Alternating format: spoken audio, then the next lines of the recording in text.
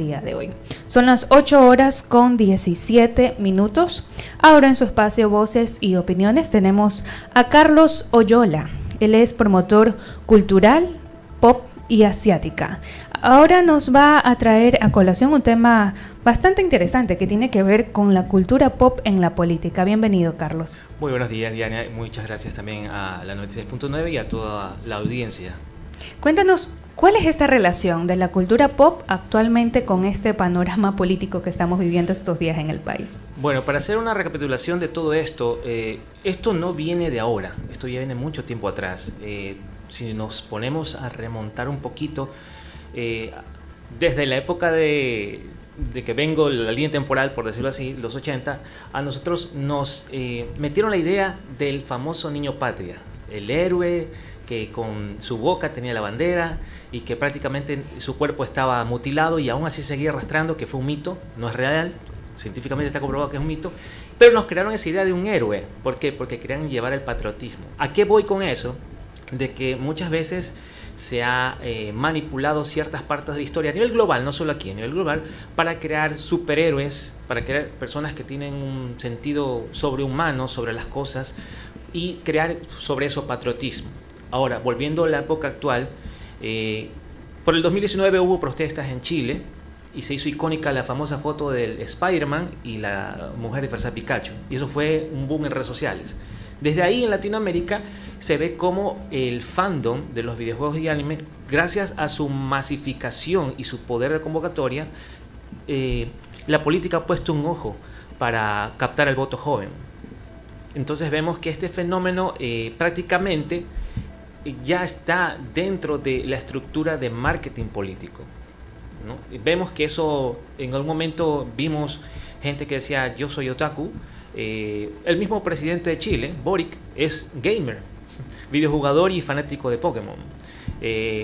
La asambleísta de Chile, Pamela Giles, la abuela Hokage, en la cual ella característicamente corría cuando aprobaban una ley, se disfrazaba de Naruto y corría como Naruto. Entonces, o sea, ¿qué está pasando? ¿Qué está pasando con las ideologías políticas? ¿Qué está pasando prácticamente con el concepto de el buen manejo del lenguaje hacia la política, hacia la sociedad? En el momento de Chávez sacaron un cómic que se llamaba El Patriota, para idealizar en esa época Chávez como un superhéroe. Entonces vemos que todo esto, esta asociación de marca o esta creación de superhéroes, entre comillas, con la política actual, es lo que se está manejando. Ahora, ¿qué mensaje es el que tratan de perseguir en este caso quienes están en el poder o quienes pertenecen a algún partido político cuando tratan de vincular un poco sus acciones con los temas que estamos hablando de la cultura pop? Bueno, en realidad la política está tomando una transformación en la comunicación. O sea, ya no son el mismo discurso con el puño cerrado, abierto, el que se raja la camisa, el que está comiendo un plato típico o el que se baja de un helicóptero. No, estamos viendo que ahora son lenguajes de memes. Mientras más viral, mejor llega el mensaje. Y también aparte frases de la cultura pop, ¿no?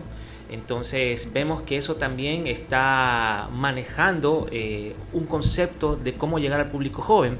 Y esta transformación se basa ya no en cuántos votantes hay, sino cuántas métricas puedo causar en redes sociales. O cuántos influencers también puedo captar yo. O cómo me hago influencer de mi movimiento a través de un mensaje juvenil. Ahora estamos viendo para las personas que nos siguen a través de Facebook y YouTube justamente algunos de los escenarios en donde se han utilizado en temas políticos la cultura pop, ¿no? Con sus personajes, vemos ahí a políticos disfrazados, quizás ahí en el Congreso se la ve en Chile, haciendo algo muy particular, como nos contaba Carlos, quizás imitando a Naruto, ¿no? Por supuesto, en este caso vemos a una influencer que explica también qué es lo que está pasando. Incluso en México hubo una candidata a la asamblea que se vistió de un personaje de un anime muy conocido, Evangelion, y se puso a cantar en japonés para captar votos. En Brasil, un candidato también no sé si era alcalde o a la asamblea, hizo una recreación de una serie de anime con una chica cosplayers. Entonces vemos que todo esto está causando un furor. Pero pienso yo que sí hay que tener una voz de alerta, sobre todo para los padres, porque prácticamente el buen político, hace su gestión para todo un entorno. La sociedad es un todo, blancos, negros, comunidades, minorías, no solo, digamos, cierto sector, porque el que va a gobernar a todos. O sea, no porque yo voy a ser un otaku, voy a gobernar a los otakus, no. O sea, hay un conglomerado de todo, y eso es lo que la gente y el público joven tiene que entender, que la política es un todo, y quien va a gobernar en coordinación con todos los sectores, no solo con un sector. Y muchas veces eso se idealiza de una manera errónea. Ahora, con lo que acabas de mencionar, vale la pena entonces preguntar, ¿sí dan resultados estas estrategias? Por supuesto que han dado resultados. Para dar el ejemplo, el presidente de Chile es videojugador y es fan de Pokémon, y eso fue muy bien visto.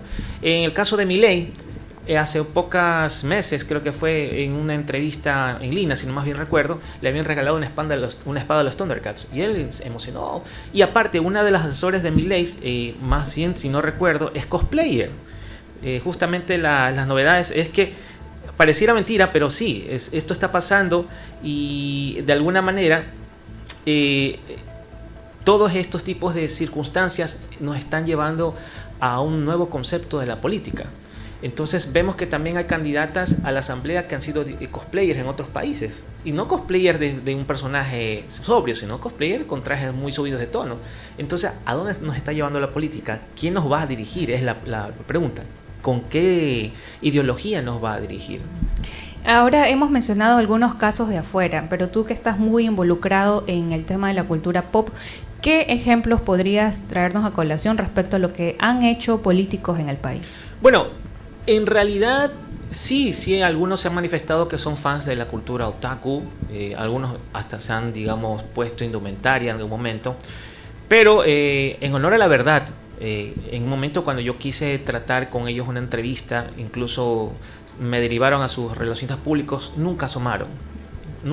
¿Por qué? Porque pienso yo, puede que sea ya que en su agenda está muy ocupada, o puede que de pronto no sepan del tema, simplemente lo hicieron por, digamos, captar el voto joven, que es muy probable, y así se trata la política, ¿no? Pero pienso que de esta manera, como ellos están manejando esta, digamos, marketing, no está correctamente adecuado, porque se puede idealizar de alguna manera a un político con algún tipo de personaje, y no es correcto.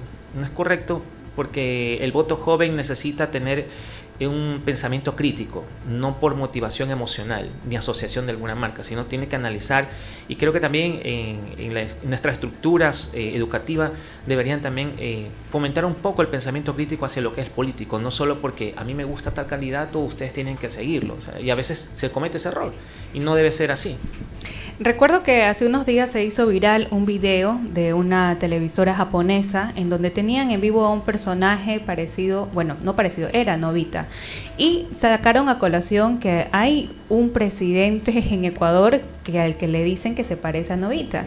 Ahora, no sé si esto habrá sido un tema ideado, quizás un tema como parte de alguna campaña, quizás a propósito fue un tema casual, pero por ejemplo estas acciones, ¿de qué forma pueden repercutir a un candidato?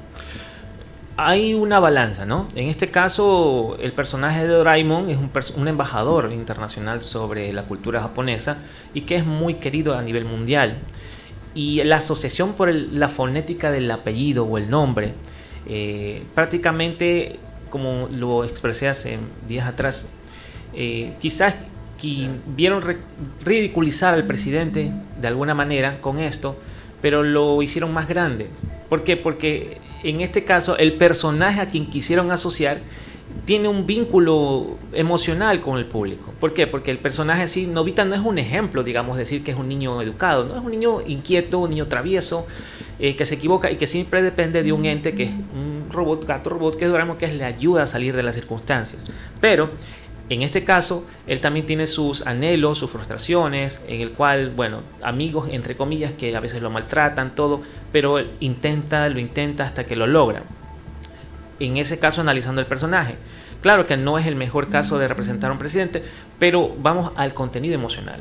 Entonces, ya tiene un valor emocional, la gente lo asocia, y eso es lo que causa el impacto positivo. O sea, a mi punto de vista fue un impacto positivo porque no es que lo hundió comparado con la otra comparación de los mopeds que habían hecho hacia otra candidata, que obviamente ya ha habido un contexto y que se hicieron memes, ¿no? Ahora con esto de la inteligencia artificial, que también se pueden hacer millón cosas, entonces vemos cómo de alguna manera una estrategia de marketing para aplacar a alguien no resulta, y es que así son las redes sociales. O sea, es un arma de doble filo, te puede realzar como te puede hundir. No resultó como querían y ha causado este boom, ¿ya? Como en su momento TV Asahi hizo la mención de este personaje como novedad, que mira, en Ecuador tú también tienes una connotación con un presidente. Entonces eso fue un boom en redes sociales, ¿no? Y vemos cómo esto está cambiando el panorama de cómo hacer política, sobre todo. Correcto. Allá también es donde debemos llegar con una reflexión. Entendemos que esto no es una casualidad, ¿no? Estas adopciones que están haciendo en la política respecto a las representaciones con personajes de anime. Entonces, ¿qué es lo que se debería seguir haciendo o dejar de hacer desde tu punto de vista? Bueno, es crucial analizar las estrategias con lo que se está haciendo este tipo de campañas y sobre todo los riesgos que conlleva para el público joven. Como dije, el público joven tiene que tener un pensamiento crítico, no solo votar por emoción o por la moda, sino que tiene que analizar que nuestro voto es el que va a dar un cambio, entre comillas, a la situación en que estamos, y mucho depende también de cómo nosotros hagamos parte de esa política del entorno, algo que sea efectivo, ¿no? No solo por memes, no solo por métricas, no solo porque un influencer está a favor de, o porque tal cantante o tal personaje de pantalla está, no, porque ellos son seres humanos como todos, incluso los políticos son seres humanos, cometen errores, pero está en nosotros hacer ese cambio generacional de pensamiento político. Perfecto. Carlos Oyola, gracias por habernos acompañado en este análisis tan peculiar, pero sobre todo tan interesante y de aporte valioso para nuestros oyentes y que puedan entender un poco qué es lo que se está haciendo detrás de esas estrategias políticas que bien pudieran parecer una casualidad, pero en realidad no lo son. Son las 8:20.